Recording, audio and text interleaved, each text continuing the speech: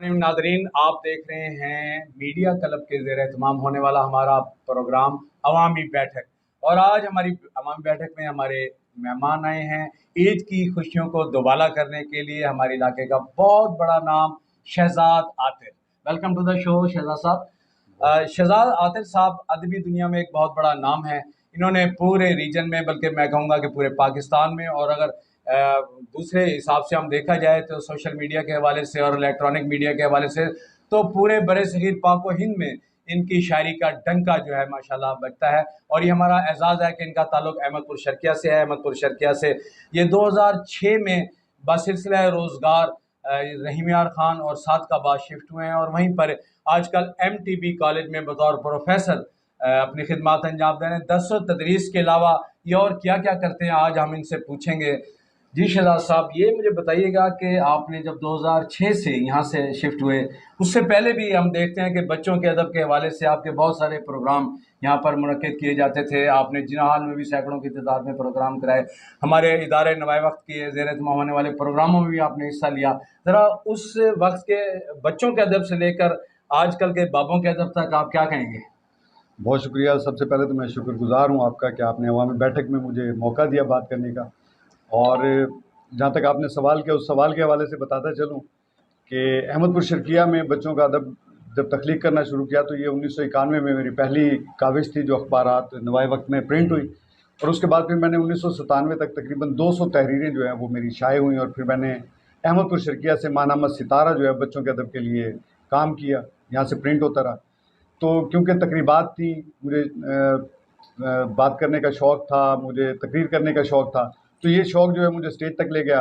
और अहमदपुर शर्किया में मैंने यहाँ से स्कूल मुकाबला विन किया, और ज़िले, और फिर डिवीज़न, और फिर पंजाब का जो है वो स्पीच कंपटीशन विन किया मैंने।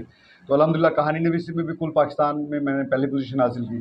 तो जब मैं वहाँ पे जाता रहा था तो तकरीबात में मैं देखता था कि वहाँ के बच्चे अब आगे हर तकरीब में बढ़ चढ़ के हिस्सा ले रहे हैं।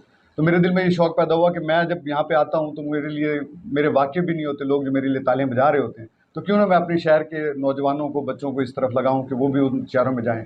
और फिर अल्हम्दुलिल्लाह हमने देखा कि कोमल मुशीर चंदा ने पंजाब में पहली पोजीशन हासिल की, असद भट्टी ने पहली पोजीशन हासिल की, आसिफ इस्माइल ने स्पीच कंपटीशन में पूरे पाकिस्तान आर्मी के मुकाबलों में उसने पहली पोजीशन हासिल की।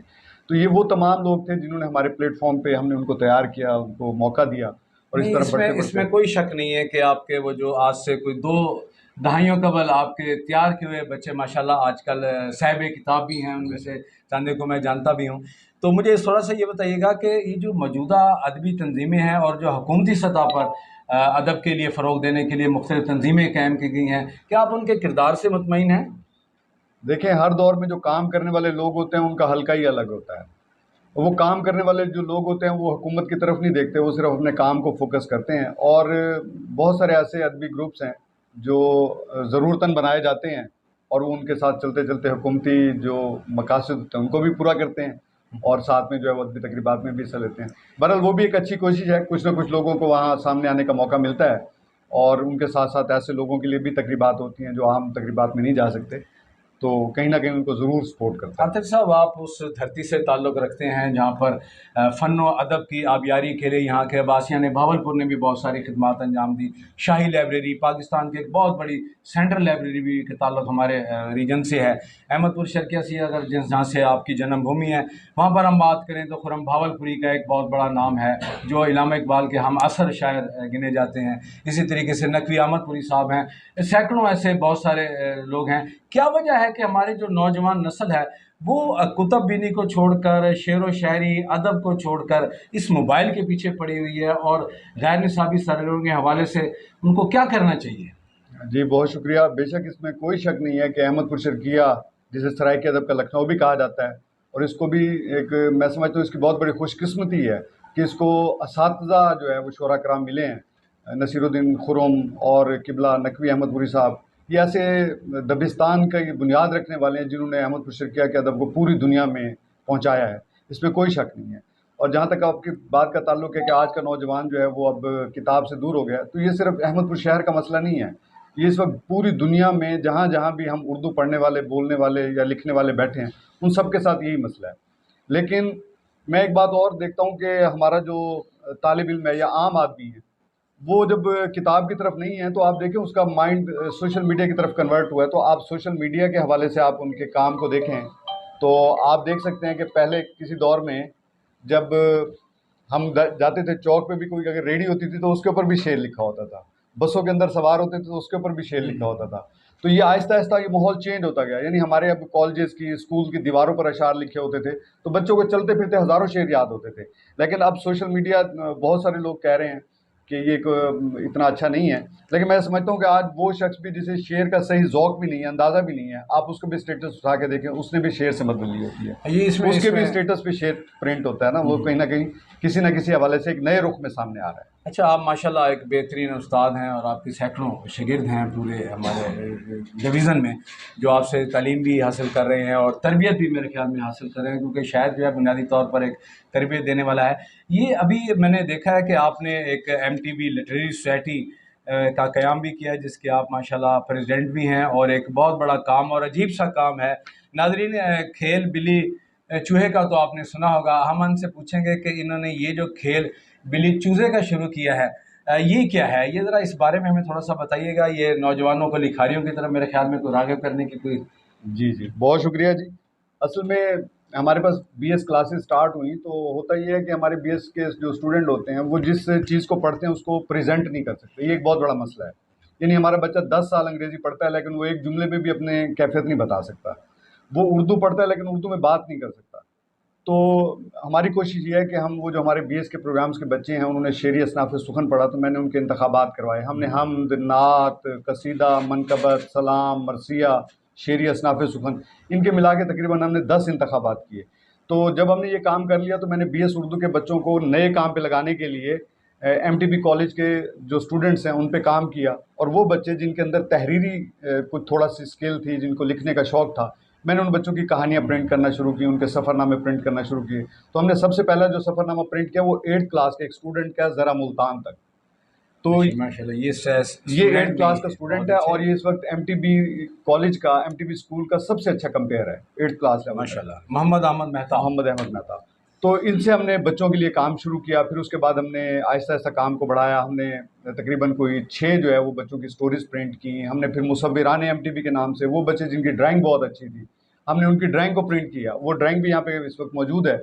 तो वो बच्चे जिनको लिखने का शौक़ था वो कम अज़ कम इस तरफ आए। जिन बच्चों को बोलने का शौक़ है, MTB कॉलेज में हम उन बच्चों की तरबियत करते हैं, उनको बोलना सिखाते हैं, उनके लिए हम वर्कशॉप्स करते हैं, बड़े बड़े लोगों के साथ उनके सेशंस करवाते हैं। तो इस वक्त बिलाशुबा MTB में इस वक्त सैकड़ों की तादाद में बच्चे ऐसे हैं जो स्पीकर्स भी हैं, जो कंपेयर्स भी हैं और जो अच्छे नात ख़्वान हैं। आदिल साहब, मुझे ये तो माशाल्लाह एक बहुत बड़ा नाज़रीन इन्होंने काम किया है कि हमारी नौजवान नस्ल को जिनके अंदर टैलेंट है उनके छुपे हुए टैलेंट को बाहर निकालने के लिए बहुत अच्छा इनकी लिटरेरी सोसाइटी काम कर रही है।